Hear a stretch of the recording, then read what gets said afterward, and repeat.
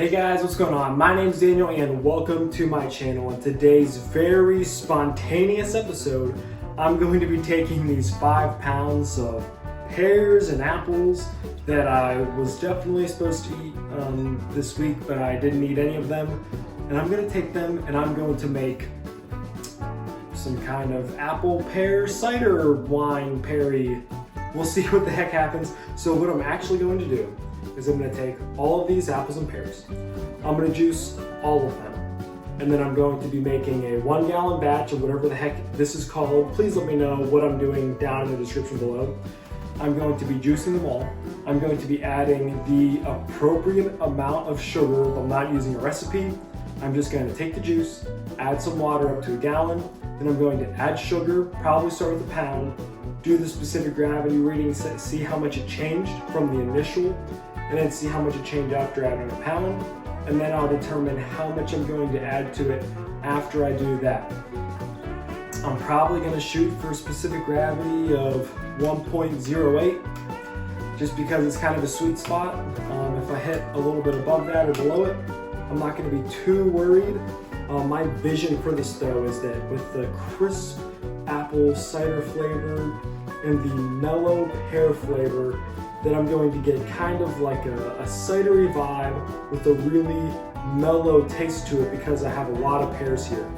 So off camera, I'm gonna go ahead and juice all of these bad boys, and then I'll dive into throwing everything together and showing you guys what I'm doing step by step, so that if you end up having some leftover fruits, you can do the same thing. So pretty much the basis of this video is taking what you have on the counters and making some sort of wine or cider out of it. All the equipment that I'm using is just basically my same setup that I use from Homer, Ohio.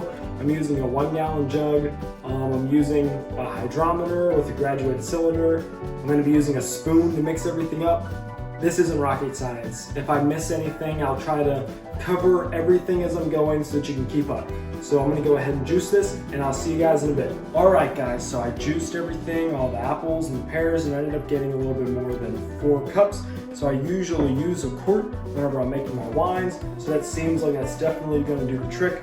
Now what you could do is you could also take the pulp, put it in a cheesecloth bag, and then throw it in here with the mix, and leave that in there as it ferments. Totally not gonna do that. If you wanna do that, go for it, have a good time doing it.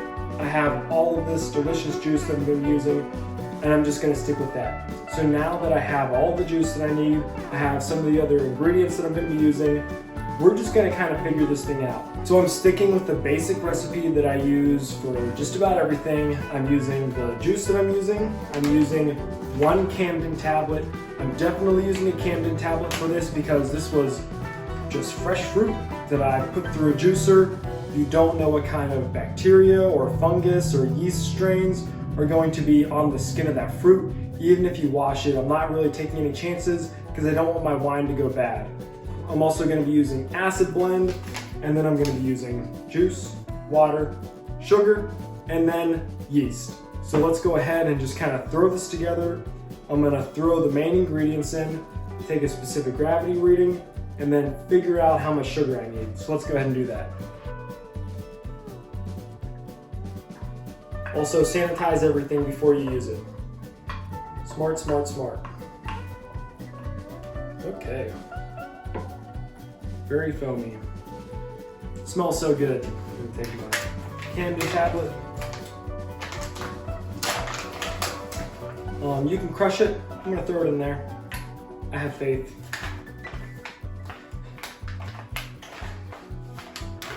Okay, next we're gonna be doing the acid blend. For the acid blend, we're gonna go about 2 teaspoons.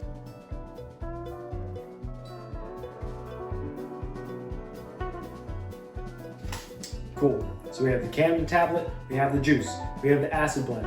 All right, so now I'm gonna top this off with water up to about 1 gallon. This is a 2 gallon bucket, so about halfway.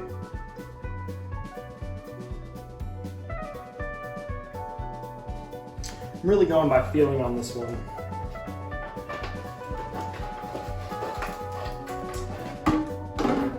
Now this is where the scientific process really takes place. I'm going to mix everything up, and then I'm going to get, this is the first time I'm ever doing this, I'm going to get this specific gravity reading adjust my juice mixture. And I'm going to use that to help me determine how much sugar that I need. Honestly, I could probably just throw 2 pounds in and call it a day. But this is the fun of experimenting with the wine, cider, perry making process.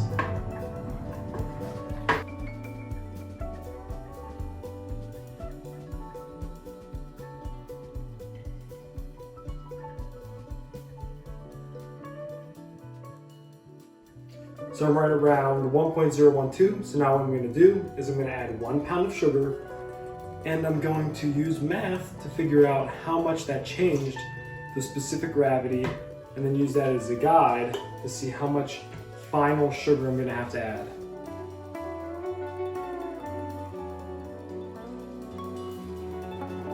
And now we stir. So you want it to be very mixed in, otherwise you're not going to get an accurate reading.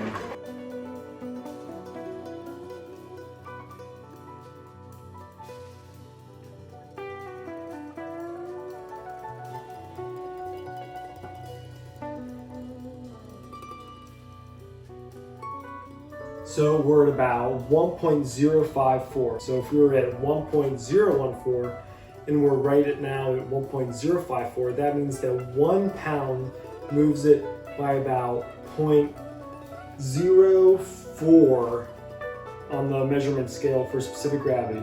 So that's telling me that if I added a whole other pound, that it's going to bring it to just about 1.094, which sounds pretty good. I was saying that I wanted to be right around 1.08. I've definitely gotten to the 1.1, 1.12 mark before. My wines have turned out just fine. So I'm gonna go ahead and add that extra pound.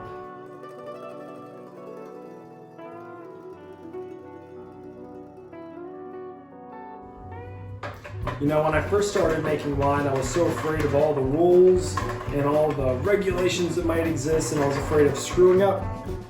And every time that I have these absurd fears and I actually just do it, it turns out pretty all right. Like today, I racked over my peach wine and I was terrified, and I keep thinking, wow, what if it goes bad? What if it turns to vinegar? What if it tastes horrible? It was fantastic. There are going to be times where your wine goes bad. There will be times where you make some mistakes. I like to have the Bob Ross philosophy and just, you know, have happy little accidents. Maybe you add a little bit too much sugar, but maybe that's just what you need for it to turn out perfect.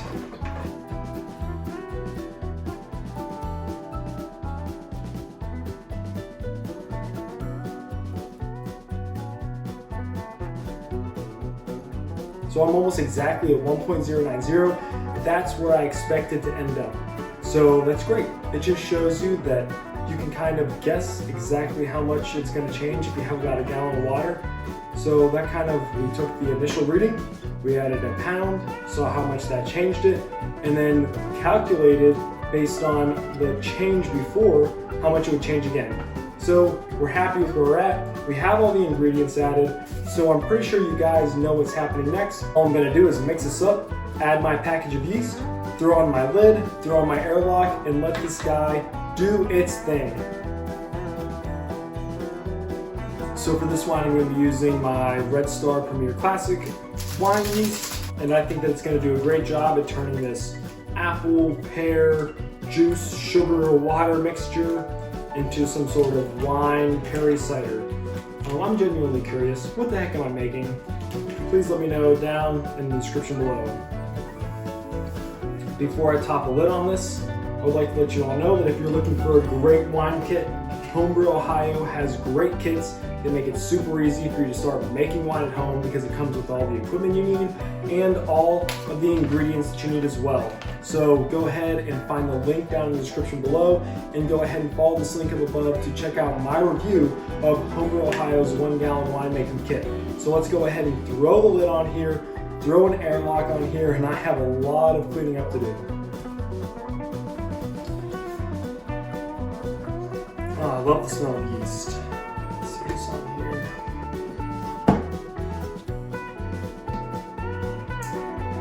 So if you haven't seen my other videos, this is my typical process. I get everything started. I let the yeast do its job for about 2 weeks. That's why you don't put the air lock on before you put the lid on.